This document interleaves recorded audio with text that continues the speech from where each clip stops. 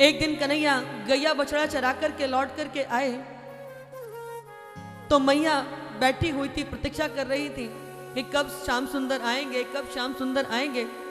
कन्हैया जैसे ही आए तो मैया की गोदी में चढ़ गए। 4 वर्ष के हो गए हैं लेकिन अभी भी अपनी मैया का दूध पीते हैं।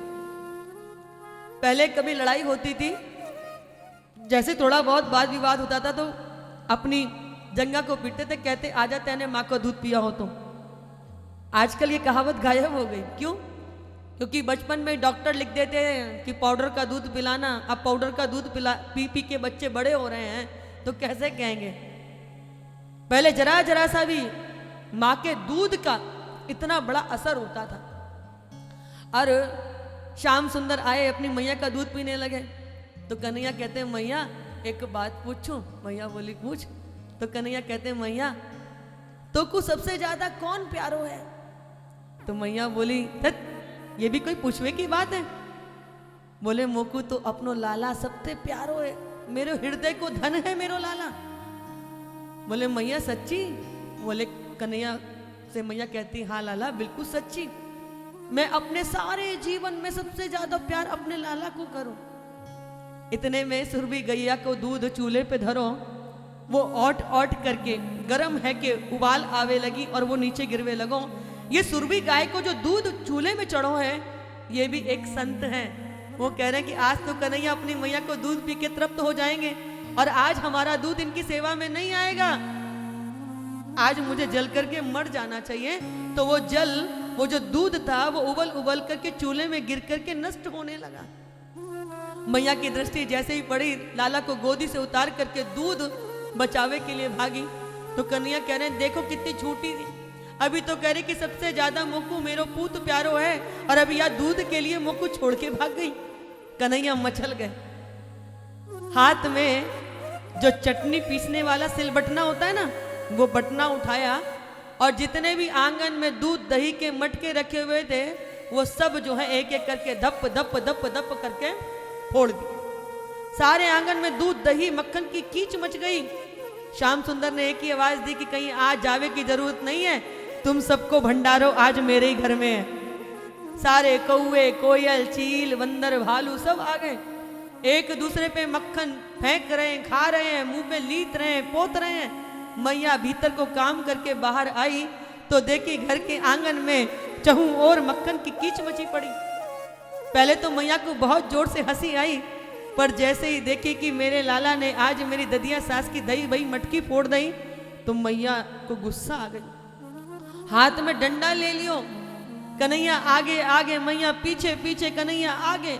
अब कन्हैया तो दुबले पतले से, मैया मोटी भारी भरकम, भागते भागते पसीने आवे लगे और मैया की जो चोटी में फूल लगे थे वो सब झड़ झड़ के नीचे गिर रहे हैं। जैसे ये कह रहे हैं कि मैया देख तो सही तूने क्या भाग्य पायो है कि ब्रह्मांड को नायक भी तेरे डर के मारे कैसे तेरे आगे आगे भाग रहे हैं, जिसके कारण ब्रह्मांड को नायक भी डर रहे हो। मैया ये फूल तेरे चरणों के काबिल नहीं, हम तो तेरे चरणों के जो शीश के काबिल नहीं, चरणों के काबिल। वो चरणों में गिर गए सारे पुष्प। मैया कन्हैया से कह रही है लाला देख पास में आ जा। कन्हैया कह रहे नहीं मैया तू बहुत गुस्से में। मैया बोली अच्छा ठीक है, मैं तुमको कछु नहीं कहूंगी, तू आ जा पास। बोले नहीं मैया तेरे हाथ में डंडा है। तो मैया बोली लाला तू या डंडा ते डर रहा है, आजा आज मैं तेरी या डंडा ते ही पूजा करूंगी। कन्हैया बोले मैया सच्ची में? अब कन्हैया कह रहे हैं कि मैया देख मारेगी तो नहीं? मैया बोले ना लाला एक बार तू आज पास आजा, तेरी या डंडा ते पूजा करूंगी। अब कन्हैया को लगा मैया रोज रोज नाने कौन कौन सी नई नई पूजा करे शायद आज या डंडा ते हमारी पूजा करेगी। जैसे ही कन्हैया पास में आए मैया ने 2 पीठ पे आज डंडे लगाए। दारी के दिन ब दिन उदम होता जा रहा हो, तूने आज मैं ददिया सास की दही भाई मटकी फोड़ दी और जा उखल पे चढ़ के तेने सबको निमंत्रण दियो, चल आज तो को वही उखल पे जाके बांधूंगी। मैया लाला को घसीट के लेके आई और उस उखल पे बांधने लगी।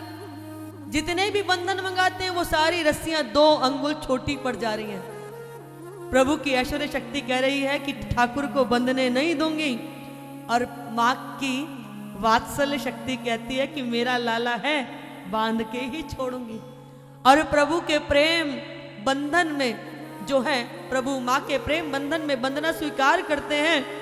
बाद में मैया ने अपनी चोटी से रेशम की डोरी निकाल के जैसी रस्सी में बांधी, तैसे ही मेरे पैया मेरे प्रभु मैया के प्रेम बंधन में बंध गए। मैया भीतर चली गई।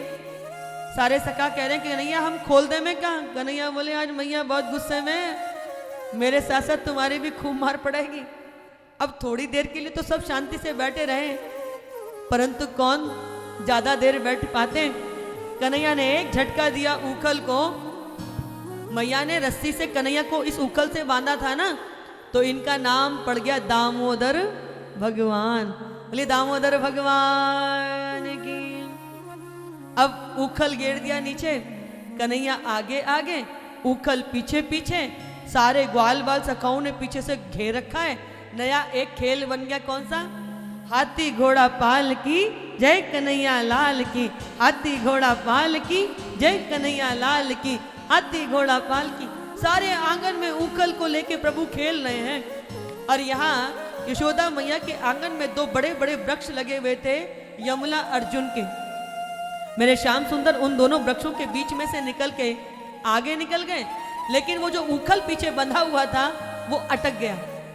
प्रभु ने जैसे ही एक झटका दिया, तैसे ही वो यमला अर्जुन के वृक्ष भयंकर बड़े बड़े थे, वो दोनों धरती पर आकर के गिर गए। जैसे ही वृक्ष गिरे, उन वृक्ष में से दो दिव्य पुरुष निकल के आए हैं।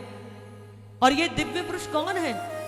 ये धन के अध्यक्ष कुबेर के पुत्र हैं नलकुबर और मणिग्रीव। एक बार ये दोनों सरोवर में स्नान कर रहे थे अप्सराओं के साथ मदिरा पी करके। नारद जी वहां से निकल के गए, इन्होंने उनको प्रणाम भी नहीं किया, शाप दे दिया, देवता होकर के असुरों जैसा कार्य करते हो, मदिरा पी करके नृत्य करते हो और साधु को देख के प्रणाम नहीं करते, जाओ जाके जड़ बन जाओ। शाप दिया तो वो दोनों चरणों में गिर गए। अब साधु तो ठहरे साधु, दो पल में ही तरस आ गया। तो उन्होंने कहा कि जब द्वापर में प्रभु कृष्ण बनकर अवतार लेंगे तब वो तुम्हारा उद्धार करेंगे। आज प्रभु ने खेलते खेलते इन दोनों का उद्धार कर दिया है। जैसे ही बाहर निकल करके वो आए तो प्रभु की स्तुति करने लगे हैं कि वाणी गुणानु कथनो श्रवणो कथायाम हस्तौ च कर्मसु मनस्तव पादयोर्नः स्मृत्याम शिरस्तव निवास जगत प्रणामे दृष्टिम सताम दर्शने तु भवत नाम। हे प्रभु, हमारे ये कर सदैव आपके लिए जुड़े रहे, इस वाणी से सदैव आपके गीत गाते रहे, इन कानों से सदैव आपकी दिव्य कथाओं को भजनों को श्रवण करते रहे, शरीर से सदैव सत्कर्म करें। हे प्रभु, हमें सदैव अपने चरणों में स्थान देना। मेरे प्रभु ने उनको आशीष दिया और वो दोनों मुस्कुराते हुए अपने लोक को आ गए। अब इधर जब बड़े बड़े वृक्ष गिरे तो सब दौड़े दौड़े आए कि कोई आंधी नहीं, कोई तूफान नहीं, कोई संध्या की बेला नहीं कि बहुत सारे गायों का झुंड निकल के गया हो और टकरा कर के पेड़ टूट गए हो। आखिर ये वृक्ष कैसे गिर गए? आज मैया बहुत दुखी है, अपने दोनों हाथों को पीट रही है, धरती पर ठोक रही है कि मेरे द्वारा आज मैंने अपने बालक को बांधा, यदि ये पेड़ इस पे गिर जाते तो क्या होता। आज मैया बहुत दुखी हुई, बहुत रोई। सबने कहा जब से लाला हमारे आए हैं तब से कोई न कोई आपदा विपदा बनी रही है, अब हम यहाँ नहीं रहेंगे।